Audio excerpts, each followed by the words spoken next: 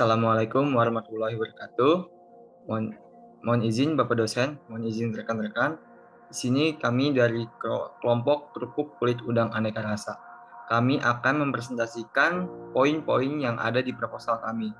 Saya Rizaldi Farhan Aslim sebagai moderator, ada rekan Sinta Dianur dan Muhammad Arif sebagai pembuat PowerPoint, dan rekan Rifki Adriansah dan Tisha Utami yang akan memaparkan materinya.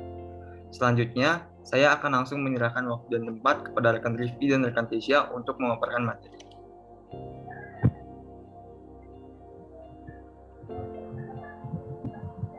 Di sini saya akan menjelaskan tentang latar belakang. Adapun latar belakangnya yaitu sebagai berikut. Indonesia adalah negara dengan luas garis pantai terbesar kedua di dunia. Sebagai negara maritim yang besar, hal ini berpengaruh terhadap tumbuhnya peluang usaha di sektor perikanan. Beberapa pelaku usaha pengolah udang-udangan di Indonesia, kepala di udang dianggap menjadi penghambat yang berpengaruh terhadap proses produksi. Selain menambah biaya pengeluaran untuk mengupas kepala udang, organ tersebut juga dapat mempercepat proses pembusukan. Maka dari itu, kepala udang dapat dikategorikan sebagai limbah. Hal ini telah menginspirasi kami untuk memanfaatkan limbah yang dihasilkan dari industri tersebut, yaitu limbah kulit udang yang tidak digunakan lagi oleh pengusaha makanan. Bahan baku utama dalam proses pengolahan kerupuk yaitu adalah kulit udang. Adapun estimasi permintaan pasar yaitu sebagai berikut. Selama pandemi COVID-19, banyak pekerja yang melakukan WFH sehingga kebutuhan cemilan untuk menemani kegiatan WFH meningkat. Inovasi dari produk dan rasanya yang lezat menjadi daya tarik tersendiri, sehingga kami memprediksi bahwa permintaan pasar akan terus meningkat selama pandemi COVID-19.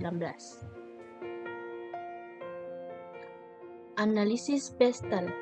Yang pertama adalah politik.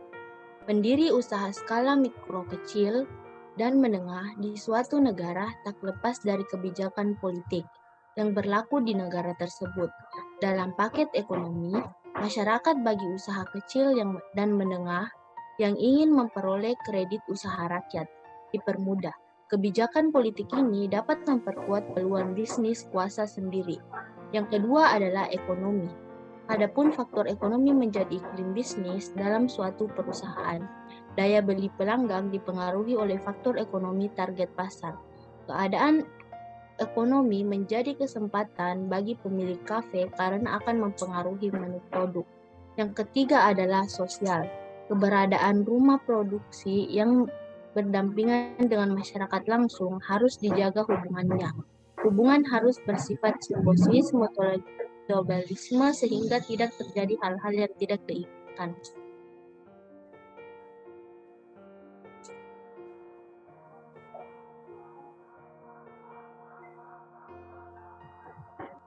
Yang keempat adalah teknologi. Sebagai pemilik usaha, untuk meningkatkan produktivitas dan efektivitas kerja dapat menggunakan peralatan semi modern, dan pemanfaatan teknologi di bidang pemasaran dapat meningkatkan penjualan sehingga produksi kerupuk akan tetap berlanjut. Selanjutnya adalah lingkungan.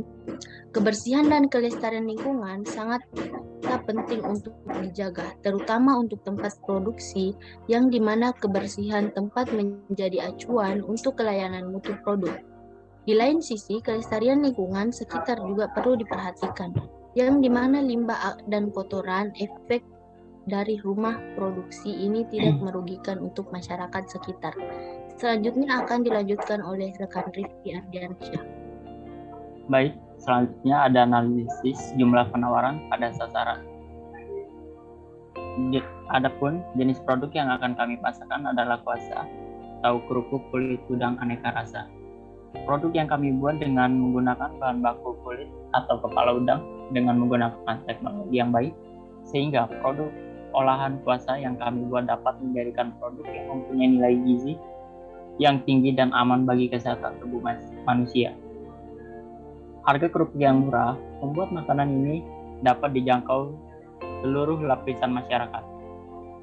Selain dikenal sebagai cemilan, kerupuk juga digemari sebagai teman santap bagi kebanyakan masyarakat. Kerupuk yang sifatnya fleksibel tersebut berpengaruh terhadap jumlah permintaan. Hal ini menjadi faktor yang menguntungkan bagi kerupuk untuk membaur di dalam pasar.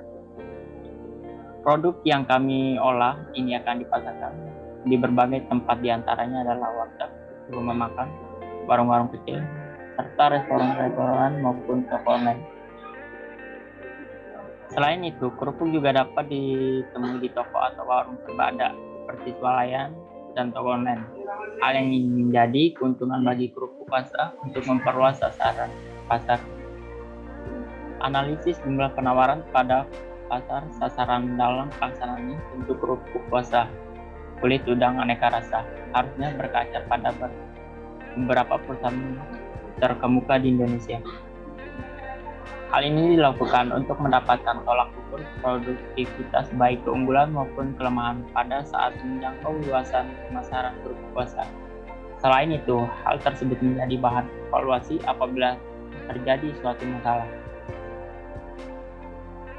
Selanjutnya ada analisis peluang bisnis, yang dimana menurut calon konsumen, ide bisnis yang kreatif karena memanfaatkan barang yang tidak berguna tetapi harus diuji,